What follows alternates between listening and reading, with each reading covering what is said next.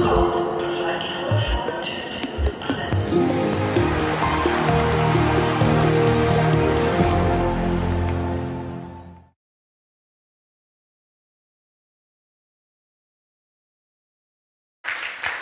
thank you very much. So just a few words from me, since we have a relatively short time and a huge topic. As you said, I'm the editor of the Internet Policy Review. For those who don't know it, it's an online publication, a journal that is a bit of an experiment in the sense that it offers a hybrid format. It's as much an academic publication as it is a journalistic one, and we're trying to explore Internet governance themes, but also other Internet policies through that journal. It's a journal that is European in scope, so we're specifically looking at Internet policy in Europe, but we're also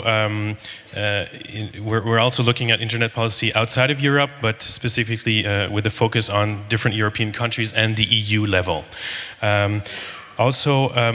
Just another information on the journal.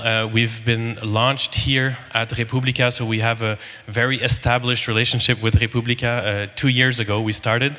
Last year we also presented a new partner, Create, which is a research consortium based in the UK. So they've hopped on board last year, and this year we have a new partner that came also to support the Internet Policy Review, which is l'Institut des Sciences de la Communication based in Paris. So that's it for the official introduction on the Internet Policy Review. For the panel with Andrea, Andrea is a senior researcher at the Humboldt Institute for Internet and Society here in Berlin, and with Andrea we discussed to establish, to have a debate on Internet governance, but from a very European perspective, to have people who are very experienced in the Brussels arena, but also who have some understanding of the national level, to actually make this discussion as specific as possible.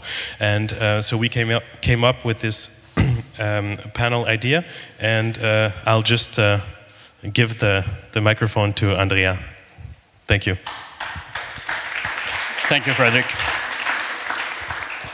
So, thank you, everybody. Thanks for Republica to pick such an interesting topic like Finding Europe. And then when I saw the topic, I said, wow, Finding Europe, let's see, finding a European internet governance to see whether exactly Europe stands in all this internet governance debate.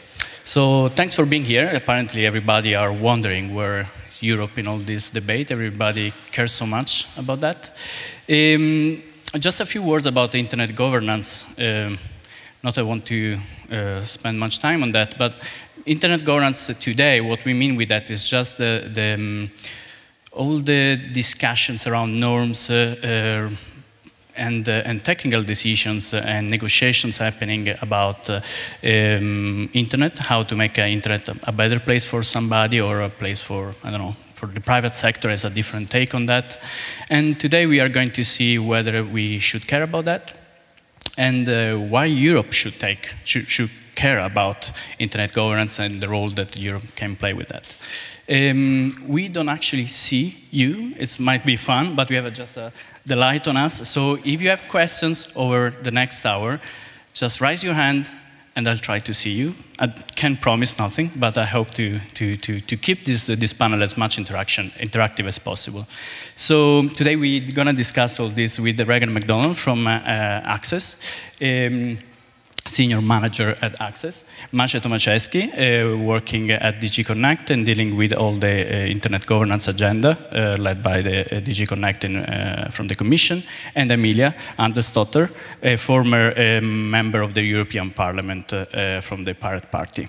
So the first question, the big question here is why should we actually care internet governance and why Europe should actually care about internet governance and what Europe is actually doing with that. And this, of course, is the questions that I posed to Maciej, that, of course, he knows what's happening in Europe and what Europe is doing with that. Maciej, the floor is yours.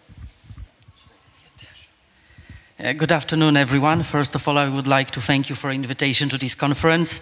As a representative of the public authority, it's absolutely great to be finally on a conference when I don't need to wear a suit, so it's absolutely fabulous.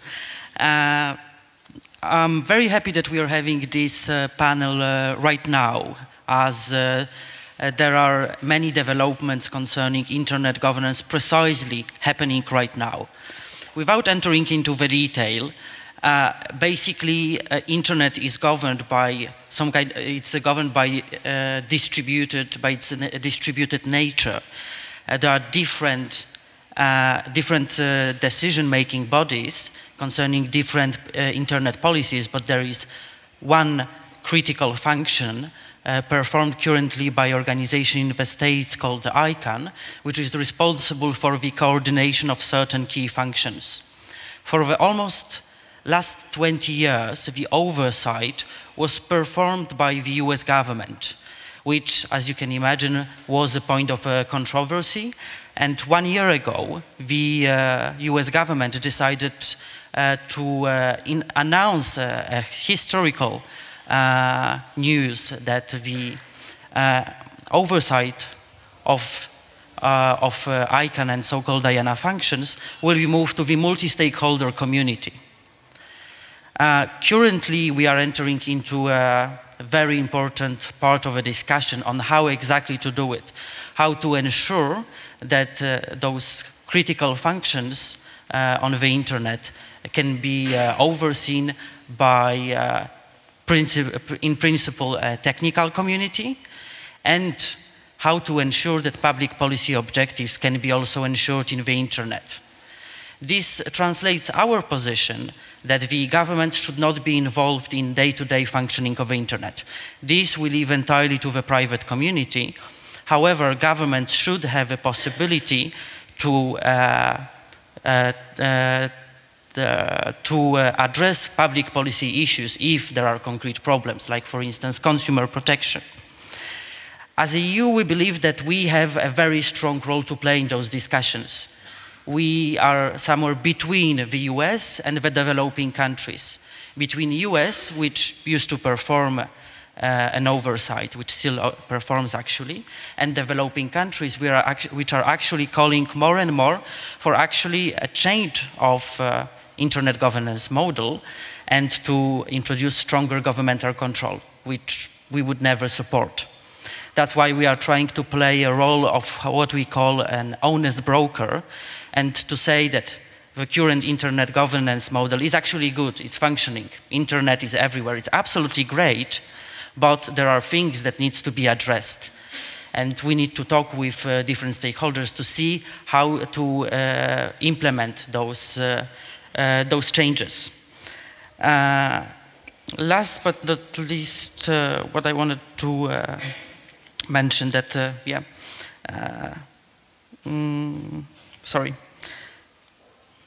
on internet governance, precisely as there are right now so many events, discussions on internet governance, one of the challenges to address is the inclusiveness of the processes, which are extremely difficult, and it's a challenge for different stakeholders to follow up all events, meetings, etc.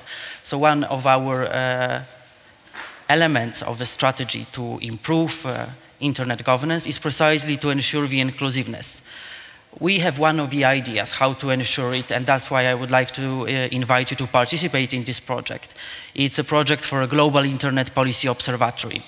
So it's a project for automated platform which would collect data from the internet about internet policies and present it in a way that can be understood by different stakeholders.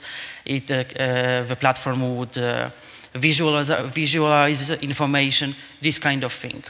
We've recently set up a website to invite people to send us comments. There is a Twitter account. We've got webinars, and there's going to be a physical meeting during EuroDIC. So we would strongly invite you to participate in this project and tell us what are your needs, as the project is supposed to develop something concrete for you. So that's my main overview. Thanks, Maciej. Just to narrow a bit down the focus, concerning because I'm sure that many people are still not clear about internet governance, and but they actually care a lot about mass surveillance and these kind of issues. When we enter in the discussion about internet and human rights, for example, what the Commission is, how the Commission is dealing with that, is interested in this, or is in which way is touching how JIPO can be useful for that, let's say. It's a difficult question. It's a very difficult question because we are doing quite many things on this issue. Let me, for instance, cite the guidelines on freedom of expression that have been prepared by EAS with input from the Commission last year, and basically we provide some kind of toolkit for different stakeholders, in particular our delegations, but also for other people, to ensure that human rights may be protected online. We have different projects, like for instance JIPO, so then it can enhance the level of debate on those issues. And I can continue, but I think it's like one of the main things that we are doing. Does it work? Yeah. Amelia, it's kind of this. What's the Parliament? DG Connect is the Commission, but the Parliament, of course, has its own agenda. What's your perception? How you're, especially in the former Parliament, how you feel about that? So, while I was in the European Parliament, I think we passed maybe 3 or 4 major resolutions on internet governance, where we largely support the multi-stakeholder model, and possibly the European Parliament sometimes says like, yeah, ICANN is good, or IANA is good, or random fluff like that. But I think the primary purpose of the Parliament is actually to make law, and laws affect stuff. Laws affect technologies, laws affect economies, and laws affect the way in which companies can operate. One of the biggest problems for internet governance is, in fact, that there's a disconnect between what the conditions that the laws create and the technologies that are being developed as a consequence thereof.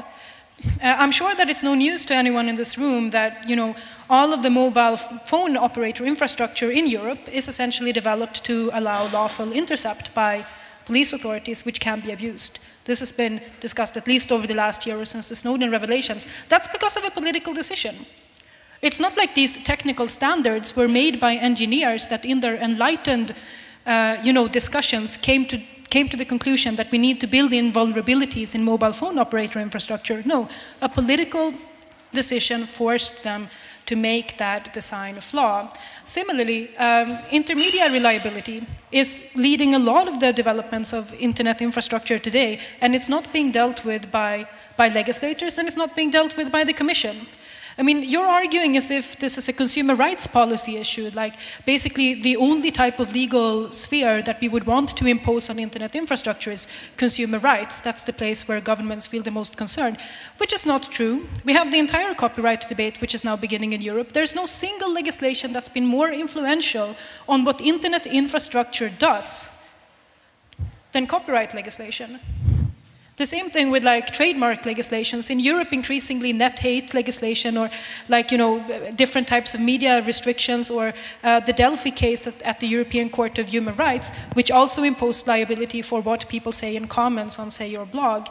And so if I could choose where Europe, and maybe the European Parliament as well, would be focusing more of their attention in internet governance spheres, it's actually how politics affects technologies and how it affects markets. How do we ensure that politicians do not avoid responsibility for internet governance impact that they actually are having? And how do we stop the technical community from saying that we're not doing politics, we're just making standards? Because very often standards and politics are exactly the same thing, and standards are being made to live up to the policy goals that have been expressed by the Parliament when the Parliament thought it was doing something else. But what do you think that the Commission, for example, what they should do better, or what they do well, what they should do better? One of the things that the European Commission could immediately start doing when it comes to copyright enforcement is to listen to the overwhelming amount of responses to the copyright consultation that said that intermediary liability should be restricted. Rather than taking this to heart, the European Commission published today, I was informed, a document where they call for the exact opposite, namely more copyright enforcement obligations on intermediaries that will force them to develop platforms that control users, even though the consultation the Commission themselves made had the largest amount of public participation any similar consultation has ever had. And if you're going to have a global internet policy observatory where you invite people to come and express their different points of views, they did so in the consultation on the copyright already. Like every policy action that the European Commission takes outside of the immediate, bureaucratic details of who gets to go to ICANN meetings. Like who in this room cares about this, actually? Who gets to go to ICANN meetings? Nobody has, 2 people care, 3. But if that is the ambition of the internet policy things, and it's like if that's the only type of input you're having, I think the Commission is really failing to understand what concerns the public. There were 7,000 private persons that wrote to the Commission expressing concerns on intermediary liability and the effects it has on internet infrastructure development. If you want to start something constructive on internet governance, start by listening to those people who already tried to make themselves heard, rather than set up, a Twitter account.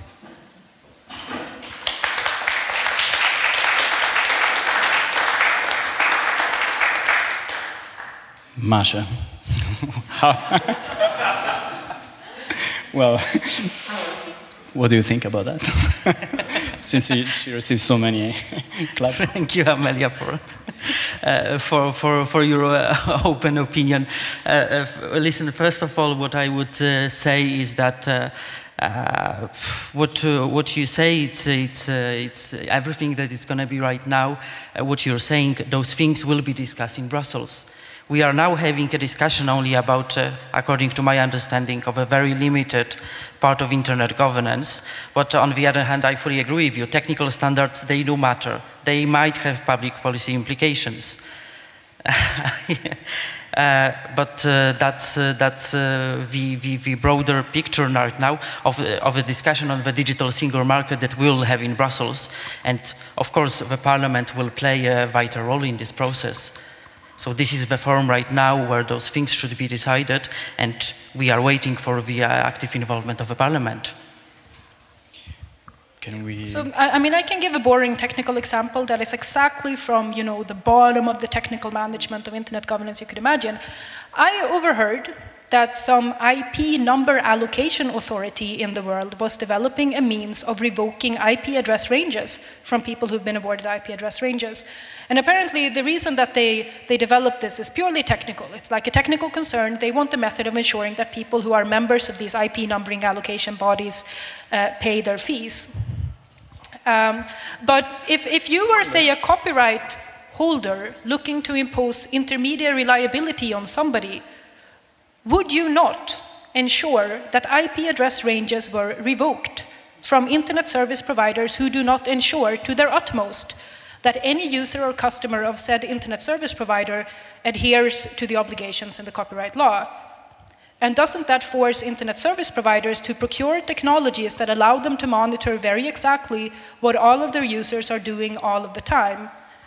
And isn't that a direct consequence? Like, isn't that exactly what is going to happen when this technical development is rolled out and it's put under the present legislative framework of copyright? And if the Commission wanted to protect freedom of the internet, would they not want to ensure that that didn't happen? So, to be clear, I don't think that he's responsible for setting the major policy lines at the Commission, so it might not technically be his fault that the Commission has bad policies, but I think both the Commission and the Parliament, they're kind of, they miss the forest for all the trees, and also there's like entire regions of influence that they're having that they're just flat out ignoring and saying like, no, sorry, we don't have this influence, this is not my responsibility, or this is actually a different field. And that's unconstructive. People in this room can be helpful in reminding legislators that when they exercise power, it has consequences. I think that would be a very useful lesson to learn for a lot of people in Brussels, but probably in other places as well. Yeah, definitely. I mean, the Commission is just a big machine, and that's what we are discussing here, whether as a big machine is able to kind of take the lead or contribute seriously to the broader internet governance debate. And Raegan, what's your take in all this discussion? Thanks, Andrea. I think kind of to expand on Amelia's point about internet governance is that it's difficult to actually pin down what in fact it means. Is internet governance a series of conferences? Is it discussion about internet policy? Is it an international discussion? Is it regional? Is it about technical management? And I think the point that Amelia was getting to is that these discussions cannot ignore what happens on the national level and on the EU level. That law still matters. And a lot of this is about standard setting. I think the internet governance idea at its very essence is about setting standards.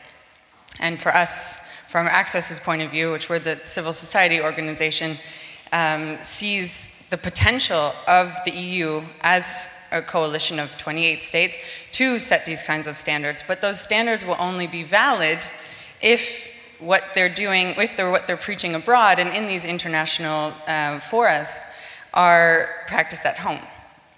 And a lot of current topics about internet governance are actually happening in the EU right now. So cybersecurity, privacy, data protection, net neutrality, copyright, and IP.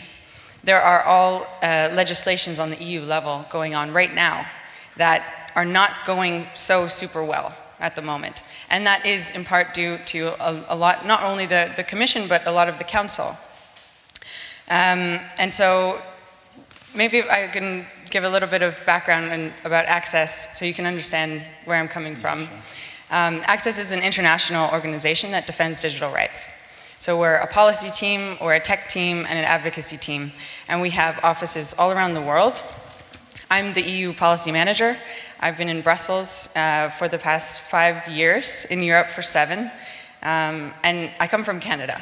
So I have a kind of interesting point of view on the EU and the EU project, in that I'm defending EU citizens' rights and fighting for the digital single market, even though I'm not technically European.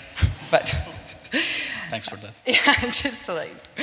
But one of the principal reasons why Access has an interest in being in Brussels and why I'm a human rights lobbyist and working in this Brussels bubble is because the EU has this fantastic capability to set great standards, especially on human rights. Something that is unique to the EU is the Charter of Fundamental Rights of the European Union, which means that every single person in the EU has a fundamental right to privacy, to data protection, to free speech, to free association. And these rights are legally binding on EU legislation. At the same time, this massive body is passing a whole bunch of new legislation to address technology, as well as updating it. So there is currently in the pipes a data protection reform package that has not yet been passed, a directive on cybersecurity. There is a potential a proposal on net neutrality called the Telecom Single Market, as well a proposal to end roaming in the EU. And now, which will start soon, is a massive overhaul of the copyright framework. And so there's two challenges about internet governance that I think is reflected inside of the EU in the Brussels bubble, but then also which reflects in internet governance. And I think that's of legitimacy.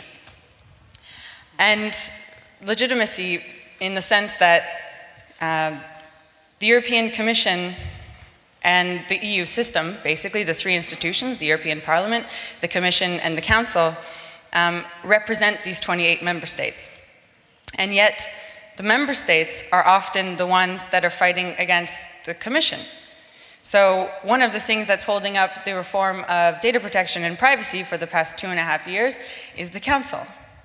And so when you think about it, frankly, it's a little bit frustrating because it's the Council, it's the representatives of the member states that put the Commission in charge, that said, hey, let's come together, let's join economically, politically, and socially.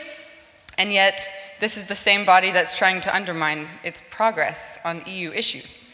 And so that, from my point of view, becomes very frustrating because what we're trying to do is pass, human rights-friendly legislation to ensure that people have more privacy, more control over their information, that net neutrality exists, and that telcos don't get control over the internet.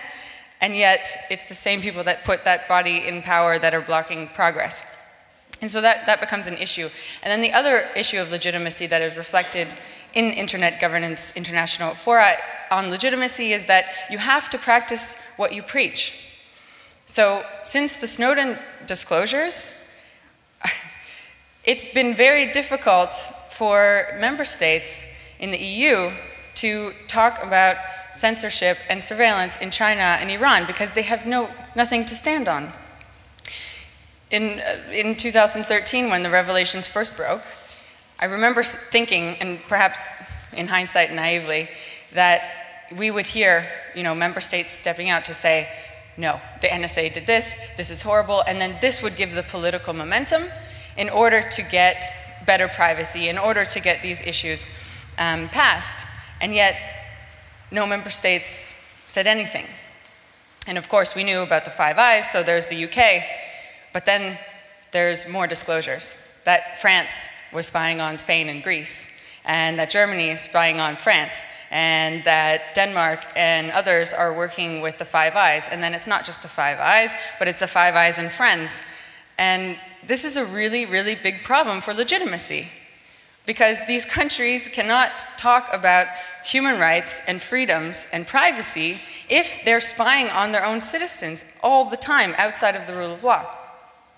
And so I think that's one of the biggest challenges for internet governance at the moment for the Commission, but actually, or for the EU, but actually internationally. Thanks a lot. Yeah, that's absolutely true, and then lead us to this kind of another hot topic, which is the issue about legitimacy. Because I think one of the major problems in Brussels is an issue about legitimacy, kind of an internal legitimacy, I would say, among who actually does what. In the sense that also is pretty unknown to most of people. So we have the Parliament, we have the Commission, and then we have the Council. And the case of net neutrality was a key example when the Parliament actually agreed on a law concerning net neutrality, then went to the Council, and then say, no, we just waste time. We don't like this, go back to the Parliament. And then people are wondering, what's going on there? Why this happens? And then, on another level, is legitimacy concerning, does European Commission has enough legitimacy from EU member states? Who's really played the ball in the discussion? Maciej? Well, you can imagine that I will advocate that we have legitimacy to discuss. You like Commission, you mean? Sorry? You like EU institution or EU Commission? Or did you connect? Well, we are outside, as an institution, we are never DG Connect, we are European Commission. And on certain occasions, depending on the treaties, we can represent the European Union when there is a position that is agreed.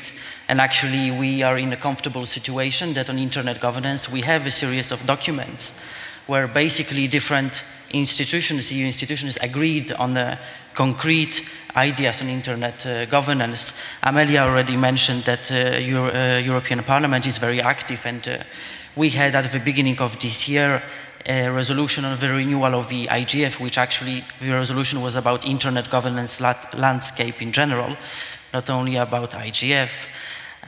We have a set of Council conclusions, so this is a formal document of member states which set out also the position of how member states see how internet governance landscape should look like. They are pretty detailed, and they also give us the possibility to send the consistent messages on internet governance.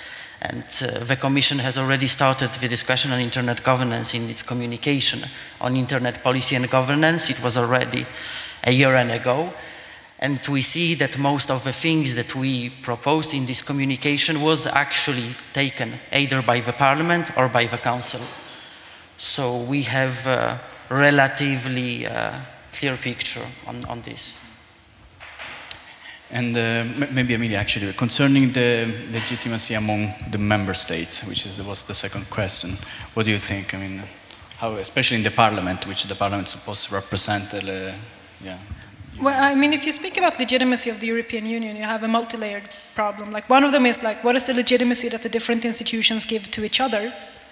Like, does the Council actually consider the Commission legitimate? Does the Parliament consider the Council legitimate? Who's considering who inside of Brussels? But now in my post-parliamentary phase of life, that I am back in my member state, there is also the question actually of legitimacy of the EU institution with respect to the citizens, which is not particularly high. Most municipalities or even member states inside of the member states act as if the European Union absolutely doesn't matter at all. I know for a fact the Swedish government has their own digital agenda. They run their own things in now the, the World Summit on Information Society lead up in the General Assembly, third chamber of the United Nations, where Sweden is apparently also very active on doing stuff, even though the Commission couldn't be, because it doesn't have the type of representation in the General Assembly. And so the European Union, coming back to also what Raegan said, that the problem is the European Union and its member states are not loyal to each other. It struck me very often when I was in the parliament that the member states are a bit like kindergarten children, that actually all of them hate each other. They don't want to cooperate at all. They want to backstab each other and spy on each other's companies and, do all of these really childish things that are counterproductive. And there's no kind of unifying force between them, no kind of overarching story that makes these entities come together and say, no, actually we are united in this thing or in that thing, or we want to achieve this thing. And part of the reason why I'm so strict on this, internet governance is affected by a whole bunch of legislation is that I believe, or I want to believe at least, that the European Commission could provide this narrative for cooperation where the member states could consider themselves part of a unique global project, maybe in a bit the way Raegan envisages for the European Union, let's say, where the member states could set aside all of these petty squabbles and understand that they're part of something bigger and better than themselves, and where the member states could also project this feeling onto their citizens in a way that they're not currently doing, and stop acting disloyally to each other as soon as they have the opportunity to do so elsewhere outside where the Commission doesn't, where the Commission can't reach. And so unless the Commission is able to find this narrative that they can place these kindergarten member states in, I really don't see, it will have negative consequences for the European Union as a whole, regardless of if you talk about port policy or internet governance or whatever it is that you're talking about. But especially in the field of internet governance, it will also have negative consequences if the member states' primary modus operandi is backstabbing the Commission or other member states. And so that's a challenge, perhaps for some form of political leader in the Commission to grasp and make something of. Yeah. Maciej, please. Yeah. Yeah, it's interesting what you mentioned, and of course the cooperation within the European Union is not easy. There are many challenges related not only to the fact that the entire architecture is very difficult, but I don't want to bore you with another thing which is pretty complicated. It's the issue of competence, who does what exactly and what the European Union is exactly entitled to do. And here interpreting the treaties is sometimes a nightmare and a challenge. But there are areas where we have difficulties, but also I would like to point out that there are areas where there is a huge degree of consistency. For instance, we are having a debate right now with member states on the World Summit on the Information Society, which will end up this year in a big meeting in United Nations. There is a huge opportunity related to this process, related to the fact that we may focus it on the issue of ICT and development. There is a huge risk that developing countries will use this opportunity to say internet goes to the International Telecommunications Union, and we basically we basically move internet to United Nations system, which we would not like to see. And here you see with member states, we've already had first discussions. There are preparations ongoing for the concrete guidelines or some kind of other instrument for our diplomats in Geneva and New York. And you see that member states do actually agree. We can cooperate even despite the fact that sometimes there is a question of details, of question of competence. We manage actually to, I think we'll be able to pass a very strong common message on this issue in all relevant fora. Yeah, Raegan, I mean, you as a representative of civil society organization, how you feel involved in this process? Do you think that you legitimate the Commission? Do you think that the Commission should be the actor to do that? And I mean, this brings to us to discuss this other magic word that usually attached to internet governance, which is a multi-stakeholderism approach. I know it's huge. We need a panel on that, but I try. No, we don't. We no. don't. Okay, yeah, it's true, actually. Well, to criticize it. So, yeah. Okay, so inclusivity. Yeah. And the M word. And yeah, that word, I think I'm allergic to it. Sometimes when I hear it, oh. Because one of the problems, and this is a really big, buzzword, especially in the internet governance community, is this concept of multi-stakeholderism. That decisions have to be participatory, they have to be open, they have to include all sorts of different relevant stakeholders, not only companies, but tech, technical community, civil society, which is a really great thing and it's a great idea, but it's very rarely used beyond the buzzword concept. And I think this, again, happens in the internet governance in forums, but also in the European Commission itself. And so while there may sometimes be political will, or sometimes it's just, checking off a box, like, is it multi-stakeholder? Yes. Do I know what that means? No.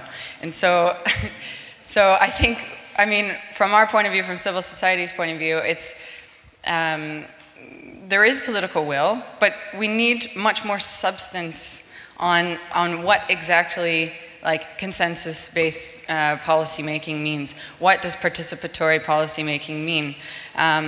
So one of the issues in the Brussels bubble is that there is very few civil society, very few digital rights organizations. So Access is there and European Digital Rights. And there are a number of other digital rights organizations throughout the EU, but the problem is they have very little funding.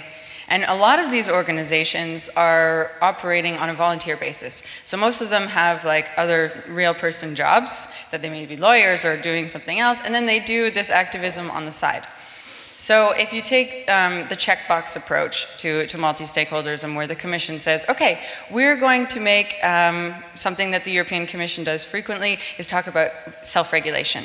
So platforms need to do something about something to help society. So let's convene a multi-stakeholder discussion about what the role of intermediaries is in being co-responsible for content online, whether it's hate speech or terrorism or saving children along these lines. And so what they do is say, okay, it'll be multi-stakeholder, which means we will open it up to anyone who can come. And we're going to hold it in Brussels, and it will be for 2 full days, and we cannot offer funding for anyone. And so what happens there? You have a bunch of empty seats that civil society are normally not aware of, and cannot maybe afford to come to leave their jobs and to come to Brussels for 2 full days to talk about something that they're not really clear what the purpose is or the outcome. But who does fill those seats? Definitely the corporate sector is there in full force. And then you also have another more gray layer of the corporate sector, which is the astroturfing organizations, which are sometimes associations, which can be considered civil society in the Commission's view, or industry associations, or NGOs that appear to be civil society but are not, in fact. And so then you have a situation where the checkbox gets ticked for multi-stakeholder, but what it actually really means is corporate and government. And that's one of the biggest issues, I think, around this inclusivity issue, that the way to solve this would be to actually force governments and the community to really unpack what exactly they mean when they use this M word. Maybe come up with a new one, because I'm really sick of that word, but also to adequately define it. And I think in the IG community it's getting slightly better, like Net Mundial. Has anyone heard of Net Mundial? One person? Okay, so a few. This is recognized as one of the most, let's say, progressive internet governance, inclusive, multi-stakeholder events. And the outcome document is pretty good. You know, it actually defines what multi-stakeholderism is. It's transparent, it's accountable, it's participatory. It recognizes that, you know, there are different needs and different resources for the different parties. But in the end, it didn't really kind of work like that, because there was a multi-stakeholder group that included all sorts of different organizations, including civil society and activists. But then in the final moment, there was a special, I don't know what it was even called, like an executive group that like did the final changes and tweaks and then said, ta-da, there we go. And so, and that included, you know, commission representatives and our friends at Telefonica and others. And so, again, I just think it seems like we're moving in the right direction, but we really need to make sure that governments are not just using this word to check a box. Do you agree then? Yeah, to address some of your issues, I cannot agree more. The thing is that multi-stakeholder is used too much and needs to be defined, and we need concrete actions behind this word, but we also need those kind of actions from different stakeholders, not only from governments, because we are trying to do something.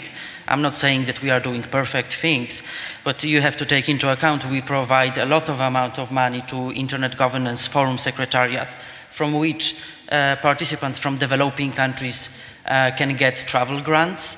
There are other member states of the EU promoting different initiatives. So I think we are, as you say, moving in a good direction, but I think it's also other stakeholders, they have to also contribute to this good direction. Okay, thanks. So, yeah, Amelia, sorry. So I think the problem is that democracy is actually kind of well thought out. The problem we're having with multi-stakeholderism is that this entire idea that we elect people who then go to vote and then they can be held responsible for whatever it was that they did, this is actually a kind of well thought out system. Places where civil society has been happy with multi-stakeholderism, like in the OECD and the Council of Europe and other places, it's places where they've actually had funding to participate and have influence, which presently they don't have in Brussels. And places where multi-stakeholderism isn't working, like I'm inclined to put a bit in the Internet Governance Forum and the Eurodig forums in this category, because they end up spending a lot of time on talking about how to ensure participation, and then all of the decisions end up getting made somewhere else outside of these forums that were set up to discuss decisions. But so the biggest advantage of having a parliament, and I'm going to be biased in favor of a parliament now because I've been in the parliament and so I'm corrupted by this institution, is that whenever I voted on a law, it was actually definitely me that did that. Anyone who wanted to hold me responsible for whatever it was that I voted for or against or anything that I proposed could very definitely do that. And I think even in a process like Net Mundial, I mean, I know a few people who were there and I could hold them accountable for whatever they said because I happened to, you know, have exchanged emails with these people or seen them on a participants list. But in practice, it's the Net Mundial forum, because I wasn't there personally, is kind of this heterogeneous blob that it's difficult for me to understand the thoughts that went into that document. And I think this is an inherent flaw of the way that we're trying to run the internet. Like, wasn't it, I think Maciej said during the lunch break that there's like 350 video conferencing hours now on these bureaucratic details on how to set up a multi-stakeholder government, multi-stakeholder internet governance institution. And it was like 17,000 emails. This cannot be accountable regardless of how you look at it. It doesn't matter how inclusive those emailing lists are, it's just too much, like no more. And the parliament, for all of its flaws and for all of the mumbo jumbo that gets said there on a regular basis, at least you can kind of keep up with what they're saying. There's no 17,000 emails in which you drown. It's kind of theoretically possible to follow what they're doing. And it's a great advantage of parliamentary democracy, and why I have become a very big supporter of such systems also. Thanks, Amelia. So we just discussed briefly about multi-stakeholderism because we want to say let's talk about multi-stakeholderism approach, because after 15 years that we keep talking about multi-stakeholderism, I hope that we understood how this is supposed to be set, and we can finally focus not on the process, but on the actual outcome of this internet governance debate, which is more technical. Maybe it's more difficult to focus exactly on the technical aspects of the internet governance, but I think it's very much needed. That was what we really need to look forward for. We just briefly, to conclude and then leave the word to the floor, which are the next fast-coming deadlines or issues that needs to be discussed, that the EU Commission needs to tackle, and yeah, let's conclude about what's coming in the next months. Is it possible? Yeah, I can be really brief. Net neutrality, please. This is a proposed regulation that was tabled last September. It was called the Telecom Single Market Regulation. It had a whole bunch of unrelated things in it, like spectrum, consumer rights, net neutrality, ending roaming. And now it has been whittled down into the very basic elementary things, which is only net neutrality and kind of sort of ending roaming. Not really ending roaming. I saw the digital single market strategy today, and it says something like moving towards reducing costs related to roaming. Which is like, So I guess the first thing would be aim higher. And I think what we've been discussing about the lack of leadership, we need EU leadership. And I think this is something that has to come from the member state level, but it also has to come from the Commission. And speaking of the digital single market strategy, we need much more ambition and gumption. End roaming. Do it. Get net neutrality. And yeah, and so this proposal is actually in the very final stage. It's in the trialogue, which is when the 3 European institutions try to come to some sort of compromise. The Parliament voted a really strong, favorable version of net neutrality. Thanks, Amelia.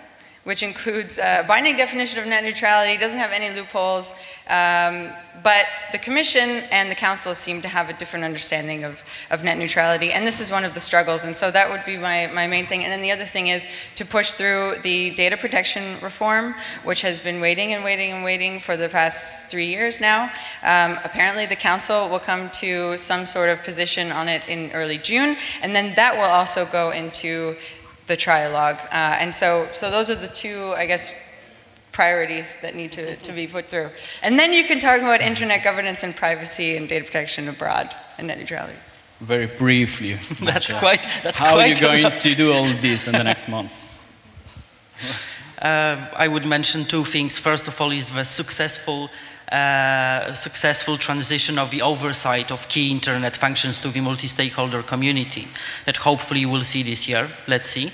And secondly, I can only repeat what Raegan said. It's the implementation of a digital single market strategy. But here to reply already to what you said, for instance, about roaming, just to remind that actually the Commission has already proposed to abolish, for instance, roaming completely, and unfortunately our member states did not necessarily agree to that. So that's why maybe the digital single market is right now in this shape, as we have experienced very difficult discussions, also on data protection. Amelia, and the new parliament, how you see is moving? Do you have any thought about the perception about how the EU Parliament is, whether these issues are at the center of the agenda of the new EU Parliament? The issues that they've just raised. More or less, yeah, or others, maybe. The Parliament has absolutely no choice other than to discuss whatever the Commission puts before it. The Parliament is extremely bad at saying no to the Commission and discusses whatever bullshit the Commission produces, and it will do so busily and with enthusiasm over the next 5 years, as they have in the past. Thanks, Amelia. So this gave a pretty cool overview about what's going to happen. So now questions, definitely you, please. There is somebody with a microphone. Yeah. Okay. Thank you. So, I can manage. Thank you. So first of all, I propose a new buzzword, the du jour, cyber multi-stakeholderism. I think we need that, connecting the dots here. But more seriously, though, very often I find myself in the situation that you described. That, for example, a government or policymakers more or less know what the decision should be on a certain policy issue, but they still want the NGOs to take the blow for them. So they organize the meeting, and corporate comes in, and they start, and there's a blow by blow. And obviously, NGOs do not have that much resources to go to all that meetings, right? And this is something that I also find very disturbing. But to the DigiConnect representative, just in case I have some follow-up questions, do you have a Twitter account? And do you have a Twitter account? Yeah. And would it be better for me to reach out to you via email or Twitter if I have a question? Which is both, okay.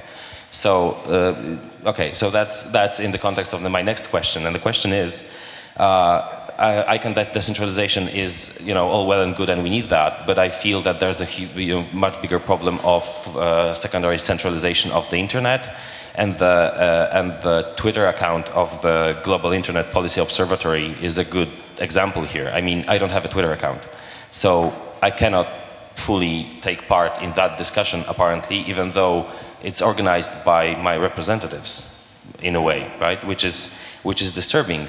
And my question is, does the Commission see the problem of private services becoming basically public infrastructure that is not in any way accessible to people that do not agree to terms of service of certain companies?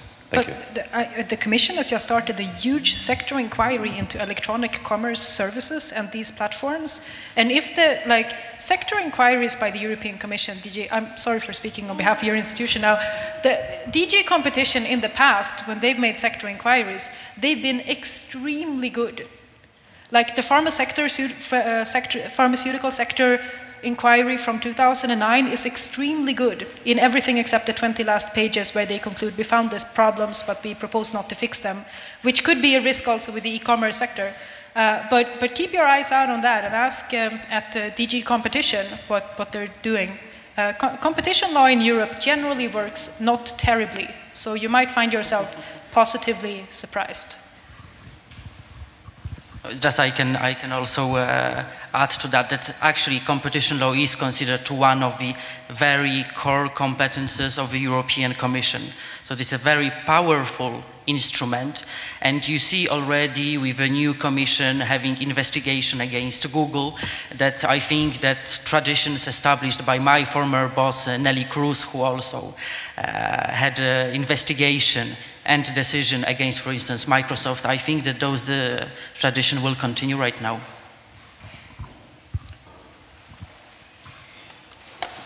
Thank you for the discussion. Back to the multi-stakeholderism, which I'm also not a big fan of. I appreciate what Raegan said about the various problems connected with it, and I would like to suggest one thing when it comes to Europe. I do see the big difference when we talk about non-democratic countries, but when we talk about countries that at least we see as democratic, wouldn't it make more sense to depart from this idea of inviting citizens to the table directly and really rely on representative structures? It might not seem so nice, direct, modern, whatever, cyber, but still it protects more the principles of representativeness and accountability. So even if we people gathered in this room who travel to these conferences might not really like that idea so much because we benefit from this direct access, wouldn't it be more progressive, so to say, to come back to democratic principle or of representativeness and rely on the structures that exist in member states and do not invite citizens in through different channels?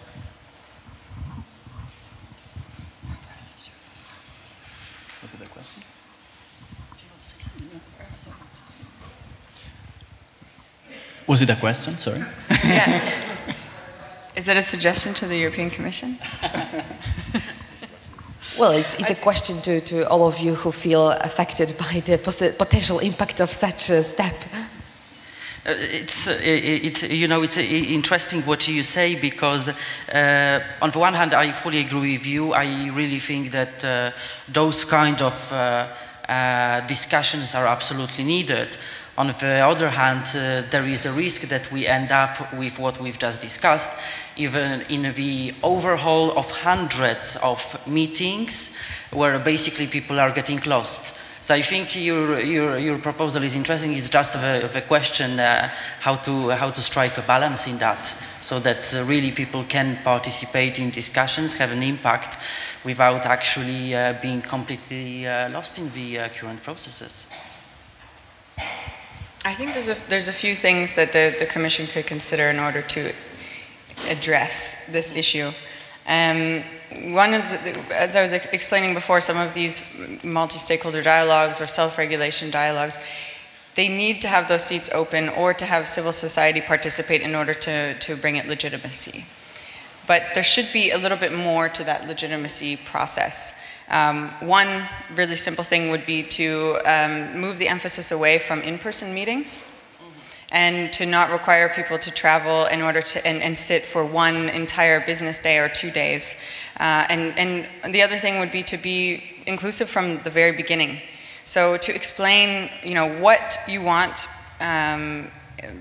input on, and what actually value add can civil society have? Because the other added challenge is when you do get a seat at that table, sometimes you don't actually have influence. And so we're often like in a position where it's like, okay, so should we go to this meeting? Then our name, Access's name will be on it, and it will seem as if we have endorsed this process and have given input into it when we were just ignored or we were barely part of the discussion. And so this is like another level of the challenge. And so, Amelia mentioned some of civil society's favorite multi-stakeholder institutions, and there's the Council of Europe and the OECD, and what they have is like task force.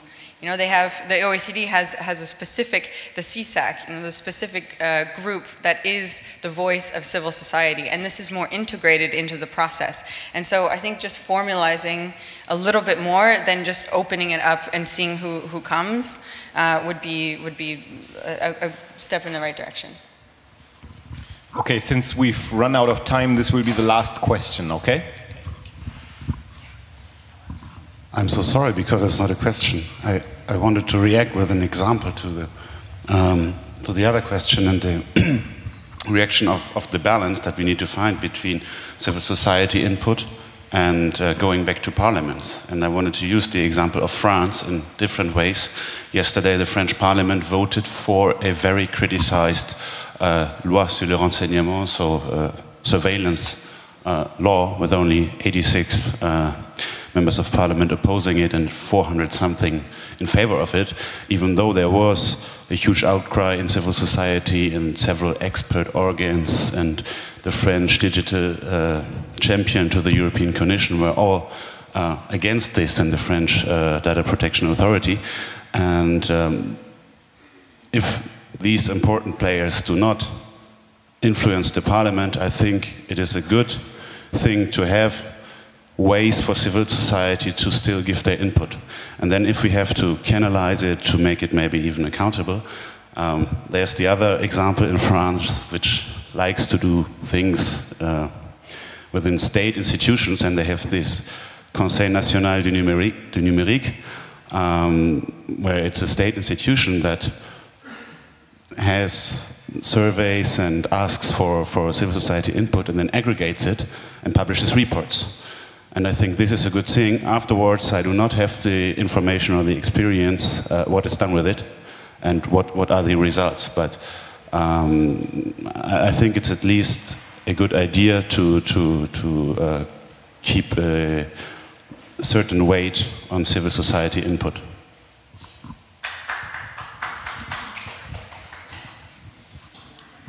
You want to react? Right, so on the question of public participation, I sincerely recommend to everyone to go to the blog of Burly Monster and read his harsh criticism of Commission-organized tweet chats.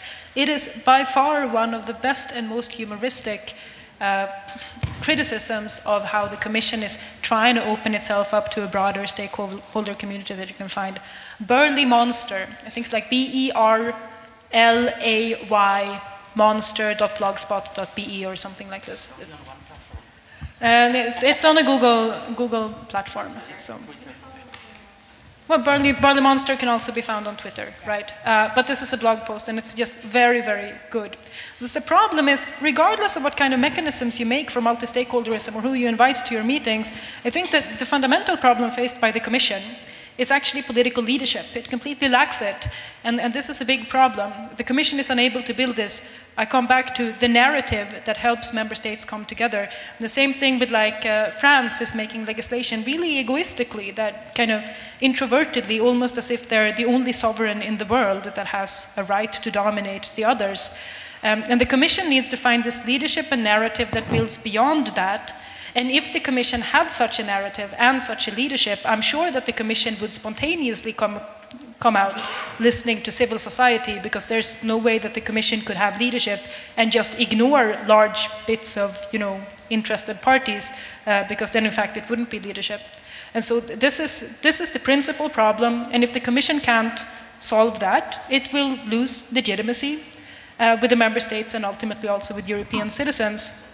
But it's not a problem that we'll be able to solve on this panel, unfortunately. I could just ask, I think it's also what needs to be distinguished is the legitimacy of the European Commission and the legitimacy of the entire European structure.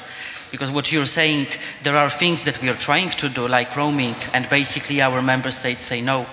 So it's much more complicated.